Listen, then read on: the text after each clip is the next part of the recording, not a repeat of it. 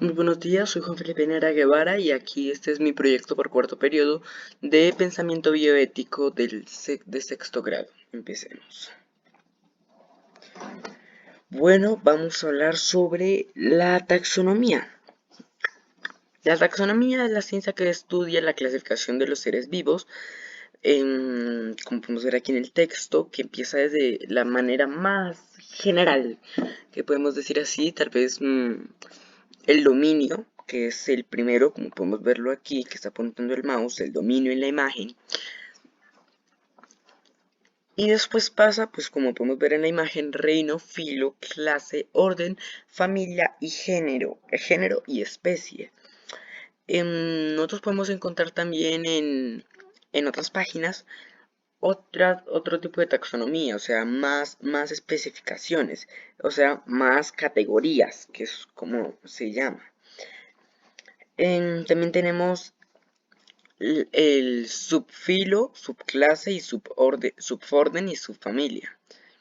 En algunos casos esto se genera, pero nosotros aquí vamos a utilizar los términos más generalizados. También está la subespecie, que ya es específicamente la raza.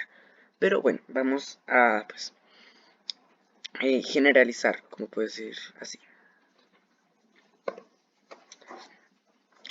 Tenemos también los caracteres. Tenemos que diferenciar muy bien los caracteres a las categorías. Las categorías son los grupos y los caracteres es con lo que se mide.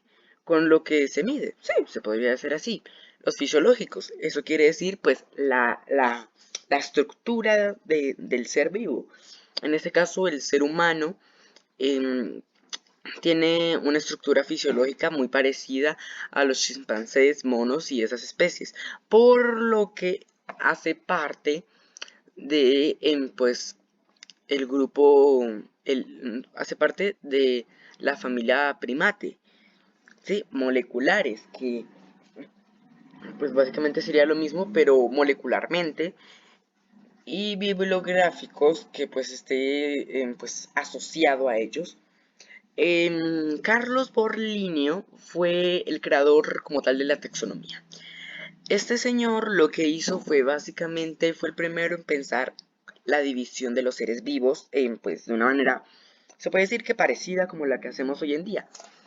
Él inicialmente lo hacía en en dos reinos, em, animal y vegetal, animal y planta.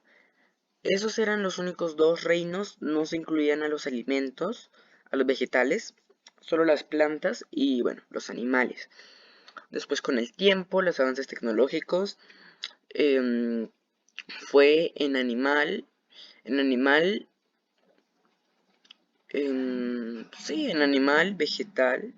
y vegetal se cambió a este y bueno, después, con el paso del tiempo y la tecnología, se fue descubriendo las células y los organismos unicelulares y ahí salió pues el reino, salió el dominio bacteria, que en ese momento no se llamaba bacteria. Con el tiempo ya fue rondando a más como lo tenemos hoy en día y que es dominios en la parte más alta y después reinos. Teníamos el dominio eucariota, que es como su nombre lo indica. Tenemos aquí el dominio eucariota, que como su nombre lo indica, son los organismos que utilizan células eucariotas. Existen actualmente muy pocos organismos unicelulares que tengan que sean células eucariotas. Por lo que casi siempre estos son utilizados en animales y plantas. Existen dos tipos de células eucariotas. Existen las células eucariotas animales, que es la que estamos viendo aquí en la foto de la imagen, y las células eucariotas vegetales, que siempre se relacionan un tanto más verde y son básicamente pues por aquella razón podemos ver que en casi la mayoría de las plantas em, la mayoría de su la mayoría de su estructura es verde. Continuamos con la bacteria. Inicialmente esos eran los únicos dos dominios que existían, pues antes de que se profundizara en este tema, en la ciencia. Em, Como su nombre se indica, se encuentra en las bacterias, perdón, se encuentra, pues en este dominio se encuentran las bacterias y organismos procariotas, pues con flagelo. Existen organismos procariotas que no tienen flagelo, pero a lo que lo diferencia con las células eucariotas es que estas no tienen, es que estas tienen un núcleo y tienen también un citoplasma, como que las células eucariotas están más organizadas y las procariotas no. Después tenemos con el dominio Archaea, que es un dominio relativamente reciente, debido a que antes se decía que era un reino, bueno, sigue siendo un reino. Tiene el dominio Archaea tiene un solo reino que también se llama Archaea, pero antes hacía parte del dominio bacteria y eran conocidos como las arqueobacterias. Estos también son organismos procariotas, pero son diferentes a las bacterias, como lo dijimos anteriormente. Estas no tienen flagelo, pero siguen teniendo pero aún así sus organelos no están concentrados, sino están dispersos por todo el citoplasma. Y ahora vamos a continuar básicamente con ejemplos de la taxonomía. Aquí tenemos dos ejemplos de dos animales. eh, Uno es un anfibio y otro es un mamífero. Estamos hablando del perro, como podemos ver en esta imagen, de un perrito, y de un ajolote, que es que es una especie mexicana en peligro de extinción.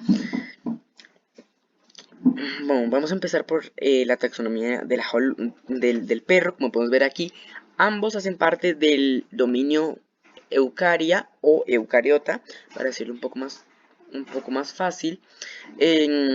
Ambos también hacen parte del reino animal, pues, porque son animales. En caso de una planta como la palma de cera, harían parte del reino vegetal, y en caso de algún hongo, como es el hongo por ejemplo, el hongo de la caspa, haría parte del reino, pues, del reino fungi. La- Cuando entramos el filo también es el mismo, el filo Chordata, pero entramos en la fase, en la clase. Aquí naturalmente, pues, se divide los animales con otros nombres diferentes. Estos son los nombres científicos. La mayoría son los nombres científicos, por ejemplo, animal, ese sí es el nombre genérico, pero el resto sí son los específicos. Em, bueno, la clase de los perros es la mamilia, o, en sencillas palabras, la mamífera. Y los ajolotes sería la anfibia. El orden es el carnívoro, aunque pues básicamente los perros en su mayoría no son carnívoros. Y el de los ajolotes es el caudata. La familia sería el Canidae, o sea, de los caninos, que incluye lobos, zorros, bueno, los perros y entre otros. En el caso de los ajolotes, los Ambilistomaniae.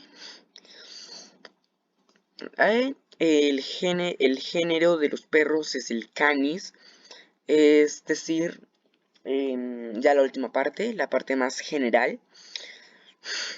En el caso de los hombres, de la humanidad, es el género Homo, por eso Homo sapiens. Y el de los ajolotes, el género es el Ambistoma. Y por último, pues tenemos la especie.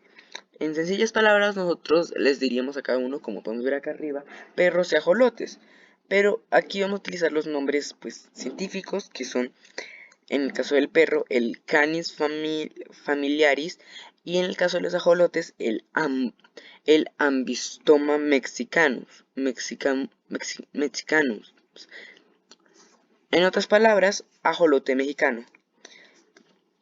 Después tendríamos en una parte que está diferente esta tabla, tenemos la subespecie, que es la raza. En el caso de los perros, como podemos ver en el ejemplo ahí, sería Canis familiaris Shih Tzu. En el caso de la raza de este perro, que es un perro Shih Tzu. Muchas gracias por su tiempo. Soy Juan Felipe Nera Guevara y espero que esta presentación les sea de su agrado. Muchas gracias.